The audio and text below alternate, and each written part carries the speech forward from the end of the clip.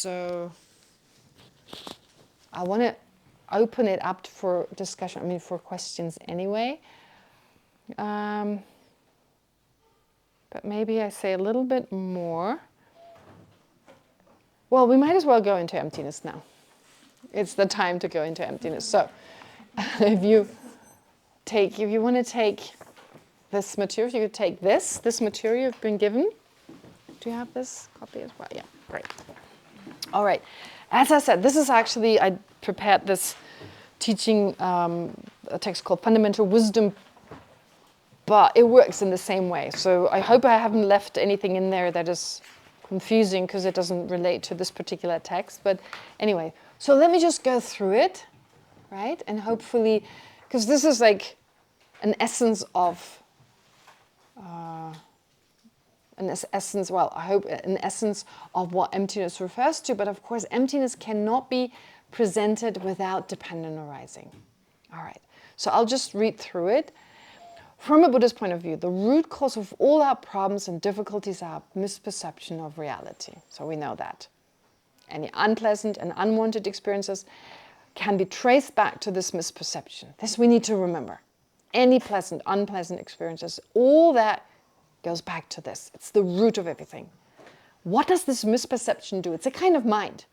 It ascribes to phenomena a mode of existence or characteristic they cannot possibly possess. So this is important. It ascribes to the phenomenon, the thing that does exist, such as the self, a certain characteristic, a certain mode of existence which it cannot possibly have. Therefore, there's a disparity between the way phenomena exist in actuality and how we ordinarily perceive them to exist. Does that make sense? There's this disparity. So it's not like we're totally off. We're not like totally wrong, but we don't get it exactly right.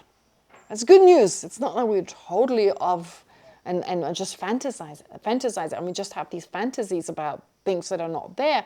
No, we just misperceive. We ascribe a characteristic to phenomena that's impossible. We suffer because we're unaware of that disparity. We apprehend the opposite, what is actually there.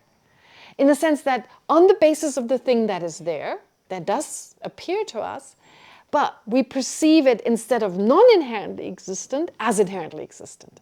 So therefore, when we say ignorance, ignorance doesn't just mean not knowing. There can be ignorance in the sense of, I just don't know, Sudanese, or I don't know Portuguese and so forth. That is not knowing. But here we have a wrong view that is diametrically opposed in terms of inherent existence to reality. So in terms of phenomena not existing inherently, we believe they do exist inherently. But we still accept the existence of cups and bodies and self. So in that respect, we're not mistaken. Okay. Our reality, our daily life, are made up of various different phenomena, situations, and events. Of course. Okay. Some of them may be mere fantasies. Of course, sometimes our mind makes up. So we're not saying we're just wrong about inherent existence, but, oh, they're talking about me. They don't like me. Or they think I'm great. Mere fantasies, right? It could be true, but sometimes we get it totally wrong, right? That do not actually exist. So oftentimes, of course, we get it totally wrong. This has got nothing to do with inherent existence, but we're mistaken in other ways. But the majority of them are existent, functioning things, right? We walk around, we see trees, and so they're there. We don't have fantasies about monkeys that are not there. There are really monkeys in here, in Tushita. Okay. Although those phenomena exist, whenever we encounter them, they appear to our mind as if they had a characteristic they cannot possibly exist. So not every mind holds on to inherent existence, but it always appears. That's our problem. Wouldn't it be nice if it appeared to some minds in the correct way? Then all I would have to say would be like, well, check out your eye consciousness. How does it appear? That's how it exists. But the problem is, we're not aware of how it actually exists because it always appears in a mistaken way. Our entire reality is colored by that appearance. And every now and then we also actively hold on to that appearance. Okay. That's important. It is important to know that this unrealistic mode of existence appears to all our minds. Bummer. At least one that it didn't appear to. Wouldn't that be great? To all our sense and mental consciousnesses. But not every mind perceives it. It appears. We don't actively perceive it. Not necessarily. The awarenesses that actively apprehend this non-existent characteristic are described as misperceptions, misconceptions, or misperceptions, or ignorance. The root misperceptions, or ignorance, root ignorance. The habitual misperception of reality. It's a habitual thing. It's like we have a tendency. We've always done it. Especially at the subtlest level, is so deep-rooted and entrenched that we have to dive deeply into the correct description of reality, integrate it into our daily life, and experience it at the emotional level. It's deeply entrenched, unfortunately. It's so deep within, right? So, I just want to say one more thing. Sometimes people, when they hear about the difficulty realizing selflessness and everything that needs to be realized, especially in the beginning, it's so hard, their response is, I don't know whether I want to practice Dharma. Well, it's so difficult. So much hard. I don't know. It's so difficult. And what is the response? Okay. If you don't practice, remain in samsara. Samsara is easy, right? Oh, samsara is just all this suffering that could be worse one day. You know, the suffering of being born into a hellish kind of existence. Yeah, that's so much easier than practicing the Dharma, right? Now, in actuality, if we practice the Dharma, there's difficulty, there's hardship, but it's got an end to it. If we don't, samsara will be endless with all the different types of sufferings. And right now, we're doing well, right? But it could be so much worse. So pick the one you prefer, right? In the end, we have a sense, yeah, it's so much hard work, but samsara is not easier. And samsara is much longer. Endless, unless we make an effort to get out of it. Let's assume the Buddha was right, of course. But assuming it's right, I think I know what I'd choose. Right? Okay. So, the Heart Sutra addresses the basic question of what reality is and how it can be understood. So, this I exchanged. It was previously the fundamental wisdom, but they both do, so it's okay. The ultimate reality of all phenomena is their emptiness, which refers to the negation of the aforementioned unrealistic mode of existence. Okay. Now, how do we start? With the object of negation. What is it we're negating? Because by now we know the letter A connotes the negation of something. Okay, I understand negation, but I don't know what to negate. In order to gain a correct understanding of reality, we need to follow a number of contemplative steps. The first step, most importantly at the beginning, is to identify the object of negation of emptiness. That's the technical term, the object of negation of emptiness. The object of negation is described with terms such as the following. And then you've got this list. It's actually, I think it's red in the original, or maybe it's blue, I forget. Anyway, inherent or intrinsic existence. So they're all said to be synonymous. So pick the one you'll feel more comfortable with. But they actually all, they have a similar meaning, but get at the same thing that is the object of negation in a slightly different way. Existence from its own side. So from the side of the object. Existing as its own reality. It makes up its own reality. And again, independent. It all has the meaning of existing independently. Essential existence. It doesn't do that much, right? Existence by way of its own nature. Again, independently, by way of its own nature. Objective existence, not dependent on mind. True existence. That seems like it's there, so it's true. I say, no, it doesn't exist truly. That's a little hard, that one. Existence by way of its own character. Sometimes in English it's translated as existing by way of its own characteristics. But characteristics is not the thing itself, but the character is the thing itself, right?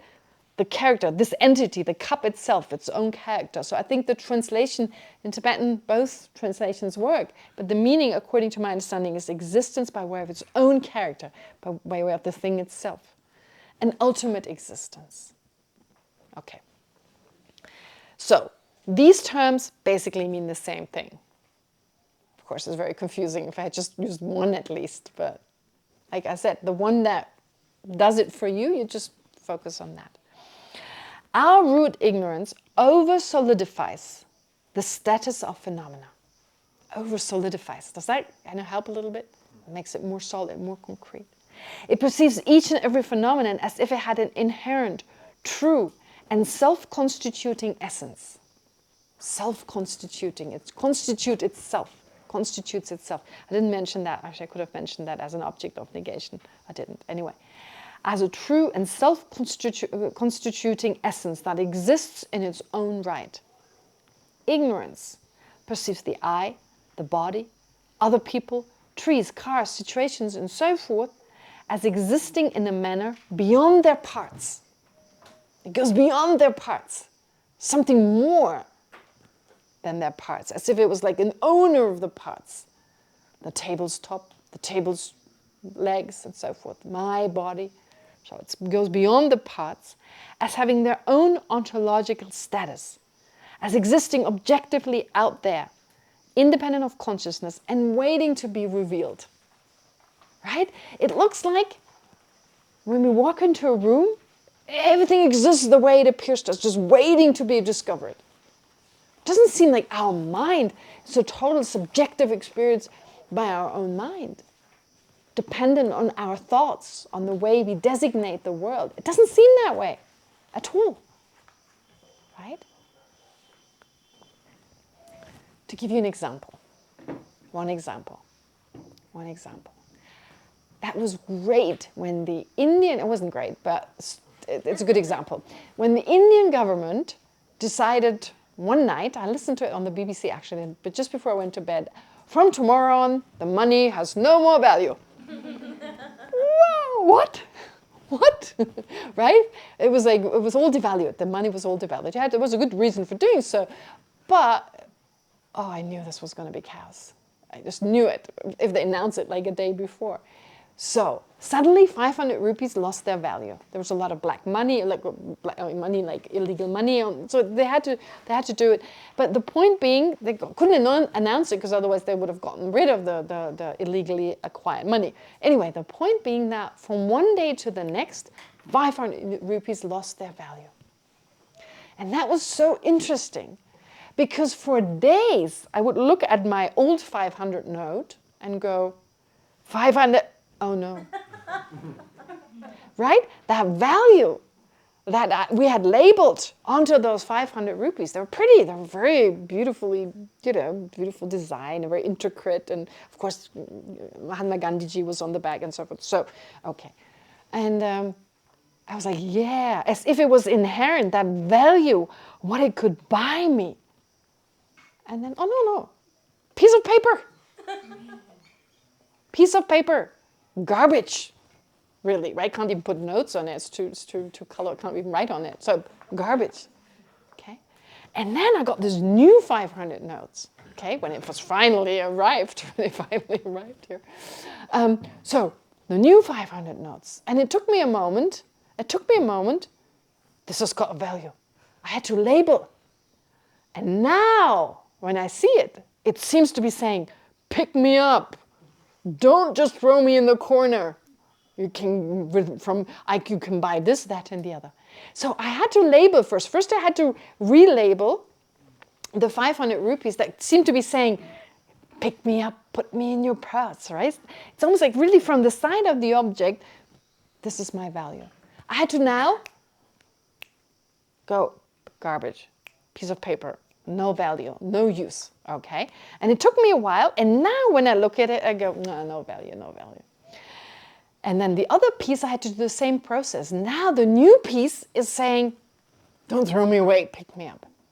And I did this in the nunnery I live in. I found, after a few months, actually I went back to Germany. I went in the winter, and when I came back, everyone had gotten used to it to a certain degree, and I found another 500 rupee note. And as a joke, I put it in the kitchen on the table. Unguarded. Just 500 rupees. And I watched the nuns going in,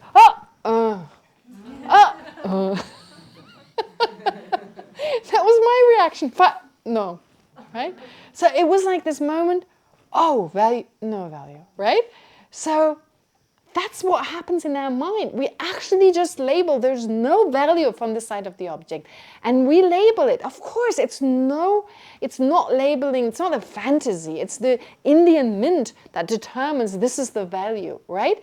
It's not like we make up, one day I decide this is 10 rupees and it's going to be 10 rupees. No way. That's not how it works.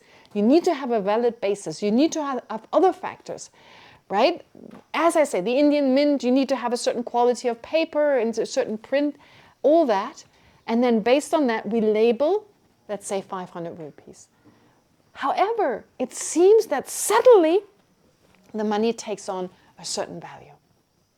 And to give you another example of, one of my teachers gave this example.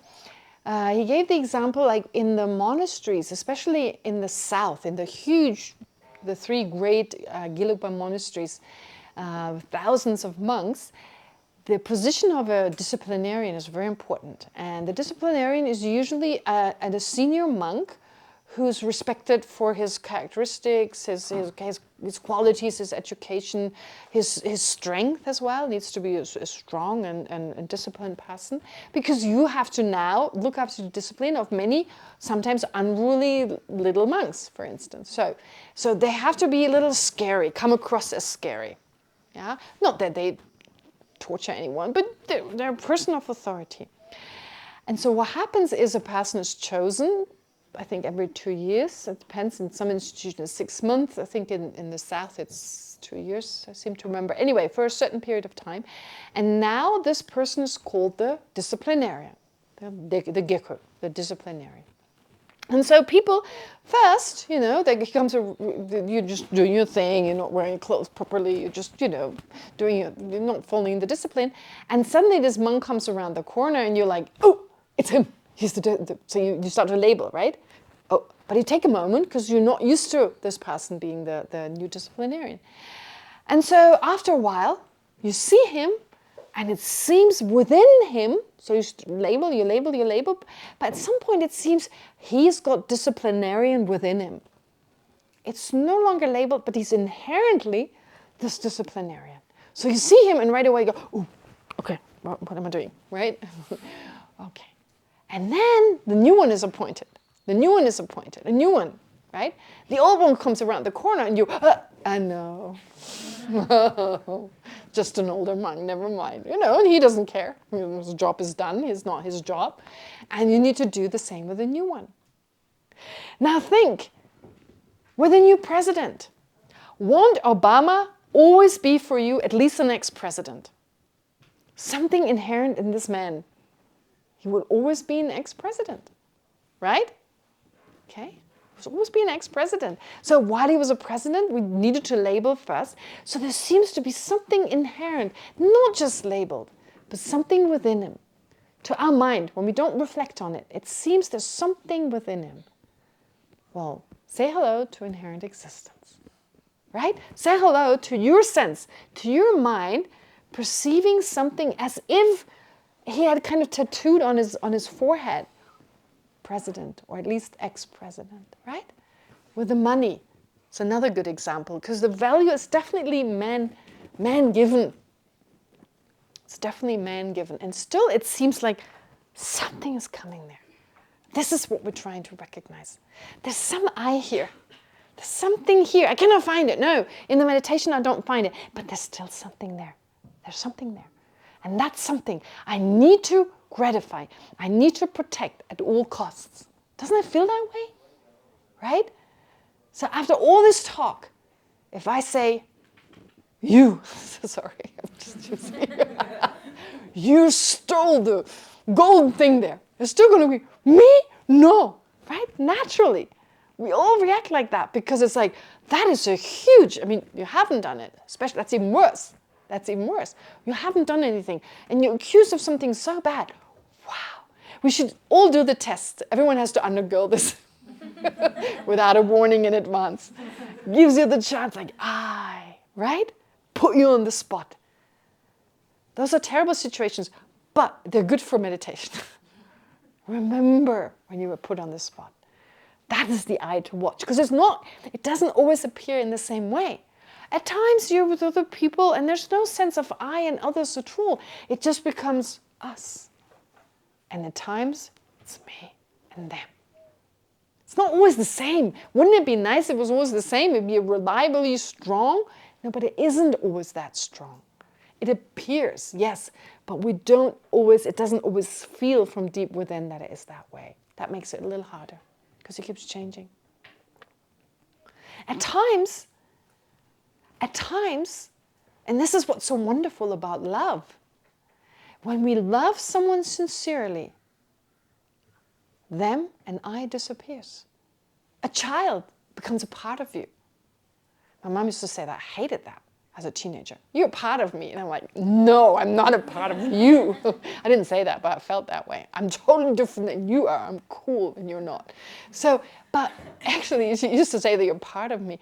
And now I get it. She felt that way. It was like, your happiness, my happiness, there's no difference. You're part of me. Just like my arm is a part of me, right? I don't go my arm over there, right? I mean, there's a symptom I hear. There's a disease where you actually feel that certain limbs of your body are not part of you. What are you doing? Get away, right? No, but in actuality, that's actually, of course, a disease actually. But ordinarily, this is part of me, so I protect it. And a mother's love or a father's love are good examples for the fact that you can love someone. I'm not talking about attachment. Attachment is there as well. But what is there also? And that's the part we're focusing on. The ability to love this being, whereas before you just looked after yourself and your own well-being. And suddenly there's a being born and everything changes. Now their well-being may be the main, that may be most important, right? And not just that, this love can grow. This was also something very silly I once said. I didn't say it, actually didn't say it. I was clever enough not to say it. But I heard someone had 5 or 6 children and one child died. And I thought, but you still got 4 left. If you're not a mother, you don't understand that. I was like, you've got so many, so one less. I had no idea. I mean, it was a spontaneous thought. I caught myself. I was like, oh, bullshit, But it was a spontaneous thought, and I never said it. But it was really good to have that thought, because what I neglected was that love is not divided. It's not like you have 1 child, 100% love. 2 children, 50 each. 4 children, 25 each. No, your love can grow 100%, 100%, 100%. 10 children, your love has grown tenfold, which accounts for the fact that the Buddha has limitless love, which is another way of saying they're a limitless sentient being, and the Buddha loves all. Your love can increase to such a degree you can love, first of all, you start with one person, just love one person, and then you love everyone in the room. So with the same kind of love, it's not like it's spread thin now, like a dough that you roll out too much and it's really thin now. Love doesn't work like that. It multiplies. It multiplies. And so now you love everyone. And you love all sentient beings. Limitless love really just means they're limitless sentient beings. And sometimes they say limitless is just a really high number. I don't know. We don't know how high the number is. Sometimes it's interpreted to mean literally limitless, but we don't need to get into that discussion. The point being, you can actually love all sentient beings. You can't hate all sentient beings. Isn't that incredible? Anger doesn't have the same ability. Attachment doesn't have, you cannot be attached to all sentient beings. Our afflictions are very limited. That's good news, isn't it? Yeah. That's good news. Because it's not based on reality. Love is based on reality. It works with the emptiness, it works with dependent arising, it's in harmony with it. And therefore it can spread, it can increase to such a degree that it focuses on all sentient beings, right? And what else does? What's the difference? So love, attachment and anger cannot spread. And moreover, they remove our peace of mind and they drain our energy. Anger and attachment, they drain our energy. Attachment, of course, it's tiring. There's fear involved, worry of losing the object of attachment. Anger, in the spur of the moment, may give you the power to fight off the enemy, the fight of the wild tiger that's about to attack your family. But keep that anger for the whole day running, you'll be exhausted. Right? More tigers coming. Get the anger going. Fight them off. At some point, you're like, I can't anymore. Right? Compassion doesn't fight up the tiger. May fight up the tiger for the benefit of the tiger. Right? Stop the tiger and possibly even, But the point is, compassion gives you strength. Gives you strength. Love gives you strength. It gives you power. The power of love. There's a reason for saying it's not just some weird kind of cliche. It's not just a weird cliche. It really gives you a lot of power. Yeah. So we need to understand all this in relation to, it makes sense, in other words. In relation to how phenomena really exist, attachment does not make any sense. Anger doesn't make sense either. And when we really understand that, then it's a bit like, you don't want to exercise. You hate exercising. And then you read, it's good for your complexion, it's good for your behind, it's good for the size of your belly, it's good for... And you go, I love exercising, because those are all the benefits. And suddenly, you may not exactly love it, but you're really ready to do it.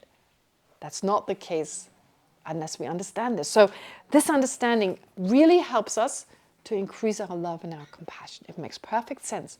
We're dependent on each other and we lack inherent existence. There's no inherently bad person. There's no person who's got inherent the ability to give you happiness. Only yourself can give it to you. So what are you attached to?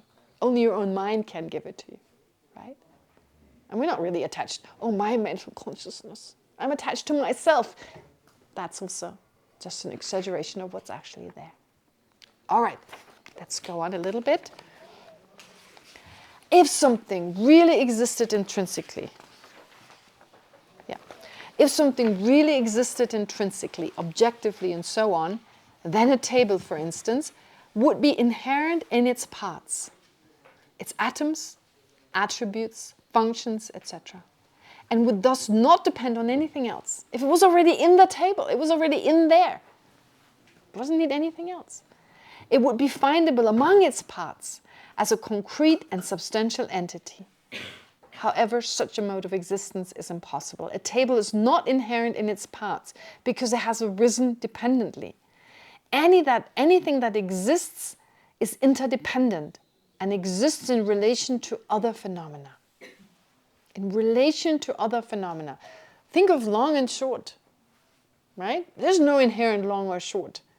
Yesterday when we talked a little bit, I asked, is this long or short? And you answer correctly, it depends. It depends. In relation to what? This is a really potent example, actually, this stick. In relation to a matchstick, long. In relation to a broomstick, short. Right? Okay. It depends on its parts. Anything that exists is interdependent, exists in relation to other phenomena. So interdependent also means relative. It's relative. It exists in relation to other things. It depends on its parts and on a conceptual consciousness labeling or designating it, at the very least. Impermanent phenomena also depend on their causes and conditions. Sense objects on the sense consciousnesses perceiving them, consciousnesses on their objects, and so forth. Therefore, there's no inherent table or anything else that is findable among its parts. Somehow findable. Look for the table. If you don't believe it, show me the table. Where's the table? Right? Of course, in ordinary terms, we say, for instance, that the USA, take this as an example, is an independent nation that we should consider a situation objectively, or that it is in the nature of water to be wet. Okay, so we here have, this is where it's confusing. Because in ordinary daily life, we talk about independence. Independence for Tibet, right? The United States is an independent country. We talk about independence, so That seems contradictory. Can be a little bit confusing. We say it's in the nature of water to be wet. It's naturally, inherently wet. This is how the word inherently is used ordinarily. It's not used that often as naturally, but inherently really means naturally. So we use it in everyday life, and that's okay. That's okay, but there is no absolute independent. There's no absolute objectively. It has a certain meaning, and we go into this now. Ooh. Where is its mouth? Of course, in ordinary terms, okay, but that doesn't literally mean that the USA is not dependent on anything else. For it is dependent on its states. So actually, it's got the different states in here, but you cannot really see it. And its population. So I just happened to find these pictures online, so I was lucky, so that's how I could otherwise. Its population and so on. So it's dependent on its population. Without it, we wouldn't talk of the USA, right? Be kind of an empty USA. But the USA, as we know it nowadays, has a certain population, has certain states as well. So it's not independent in an absolute sense because it's dependent on certain things. We speak of the USA's independence in relation to the fact that it is governed by the American people and controls its own affairs. In relation to that, we label independent. We say independent, but it's not an absolute independent. So inherent existence means an absolute independent, not dependent on anything. That is the meaning of the object to be negated here. Totally independent. Which is not exactly how it necessarily appears to us, but the way it appears as inherently existent would mean it's there. It doesn't depend on anything. It exists right there. It doesn't need anything. Okay. Also, it is impossible to reflect on something objectively since we can only think about it with our mind, which is subjective. Okay. Considering something objectively means in general to regard it without letting afflictive emotions like anger and attachment influence our judgment. Let's look at it objectively without being attached to my view, for instance, right? Without certain emotions that play in, that may color my judgment. Okay. Furthermore, according to common parlance, it is accepted that wetness is the nature of water and thus inherent in water, but heat is not inherent in boiling water. Yeah, we all agree. In common, we don't talk about Buddhism, we say wetness is in the nature of water, whereas heat is not in the nature of boiling water. It's not in the nature of boiling water. One reason why boiling water is not considered to be naturally or inherently hot is that its temperature depends on factors such as a hot stove that causes the water to boil. Right? It's just a temporary situation that depends on the fire in this moment. However, from a Buddhist point of view, wetness does not exist inherently in water either because it depends on factors such as its causes and conditions. Its parts. 2 hydrogen, 1 oxygen. H2O, that's right. 2 hydrogen, 1 oxygen, right? At least that, and that's not water. That's not water. Hydrogen is not water. Oxygen is not water. So, therefore, the wetness of water is not, strictly speaking, inherent in the water because to us, inherent connotes that it's in the nature of that thing. It doesn't depend on anything, it just is. But there is nothing that just is, it depends on many other factors. Okay. However, from a Buddhist point of view, wetness does not exist inherently in water either because it depends on factors such as its causes and conditions, its parts, the sense consciousnesses that perceive wetness. What is wetness? What you can feel with your hands. What is heat? What is heat? What makes it hot? If our skin were to react to heat the way it reacts to cold, wouldn't it make it cold? Right? We label on the basis of but it's very interesting, especially in India. Very interesting. Because I come from a country where the temperature, okay, now climate change goes up, but in the past it was like 25 degrees in the summer, right? And in India, when the temperature is 25 degrees, and I walk into an office and Indians wear down jackets, I'm going, what? We're wearing our shorts and t-shirts back home. It's as hot as it gets. You want to wear shorts? You wear them at 25 degrees. In the past, now it's gone up. Okay. So you see? So, is it hot or is it not hot? Is it hot or is it cold? In that office, I remember walking into an office and being like, down jacket, right? So, is this office with 25 degrees, is it hot or is it cold? It depends on the person, right? It depends on the person. For a person who's used to 40 degrees and hotter, possibly, it's cold, coolish, cool. For someone who's, right, we all know the answer. So, hot and cold, they're dependent on, we think it's natural in fire. But actually, it's dependent on at least the sense consciousness that experiences that as hot.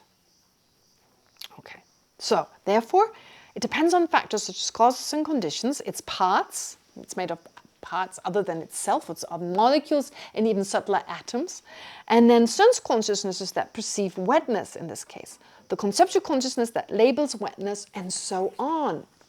So are we moving in that direction? Kind of, does that make sense? So you got the boiling pot.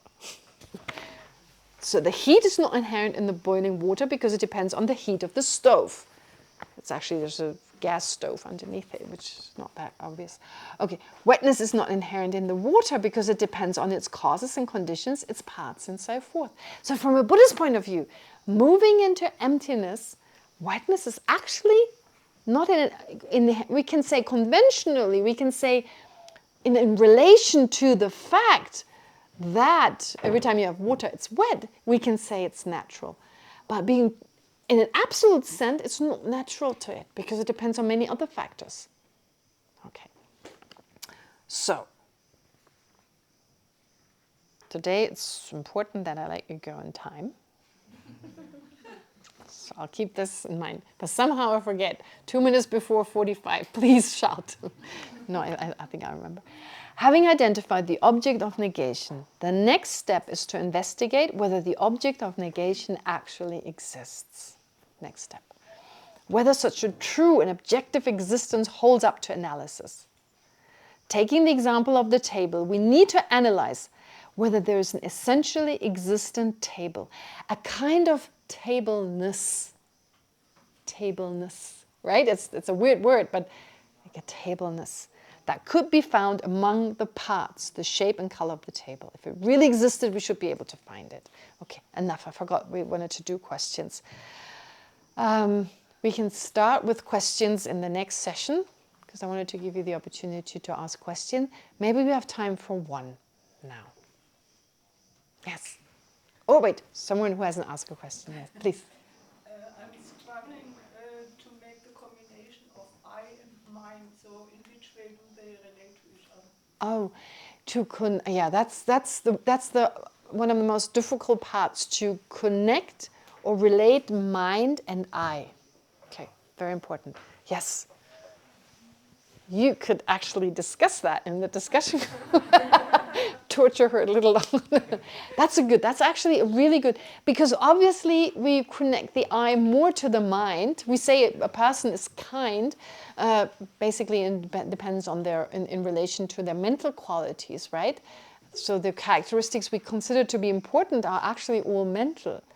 So that's a good point. We could, sorry for doing that to you, but please. That's actually a good point of discussion.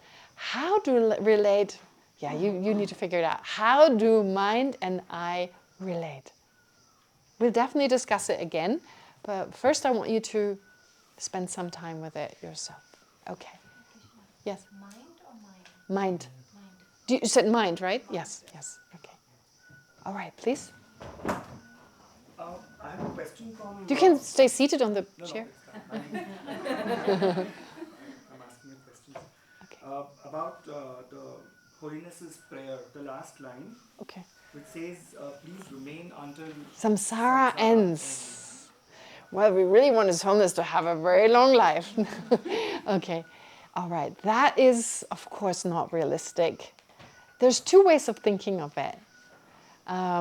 Of course, we don't really say, Your Holiness, live really long, and then if you die anyway, come back.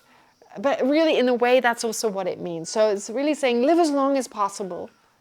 please live as long as possible. And then implied in that is also, well, and then if you do pass away, please come back and remain in samsara until it ends. But is there an end to samsara? That was the question actually. Oh, okay, that was your real question. Okay. Yes. The answer, it's a difficult question. It's actually a difficult question. We debate this. We debate this usually in the second chapter of a certain text we study when we study the implicit meaning. We could study a text that's called the Abhisamaya never mind. But this text, when we study the second chapter, we study that as well. So there's always this debate. Okay, is there an end to samsara? Because all sentient beings have the potential to become enlightened. So does that mean at some point everyone will be enlightened? So does that mean the last person who's left won't become enlightened because there are no sentient beings left for whose benefit you become, Or when everyone is enlightened, are all the Buddhas unemployed? What are they doing? They're kind of bizarre. And His Holiness once responded to that question, but I'm not responding, I'm just saying what His Holiness said to this question. When someone from a TCV school asked, what happens if all sentient beings are enlightened, right? And His Holiness says, judo mebe judo. Judo mebe judo means don't mind a business that's not your business. Don't you think about things that are really not you don't need to think about. No. But that was because they had the opportunity to ask these deep questions and they ask about when everyone is enlightened. But it's still a valid question. It is debated. There are two views. One view is that sentient beings are limitless, which literally means they're endless sentient beings and everyone has the potential to attain enlightenment. If you point at any individual, they have the potential to become enlightened. But there's limitless sentient beings, so there's really no end to samsara. The other view is that there is a limit to sentient beings, that limitless is just a huge number, and that everyone will become enlightened. And so until the end of samsara, and then we don't know what's going to happen. So no answer, sorry. I have no answer. But yeah, I guess the point is, it's good to ask this question, but when it becomes an obstacle, just leave it aside and just focus on your own, right? But yeah, still a valid and good point. Great, please go for lunch. Got 2 more minutes left, but... apart from that, yes. Okay, apart from that, one more. I'll tell her. You can go. I'll tell her. I'll give you a moment to think, and I don't want to stop you, so I'll let her know. She can put it on the whiteboard, and then you've got something to discuss. Okay, great.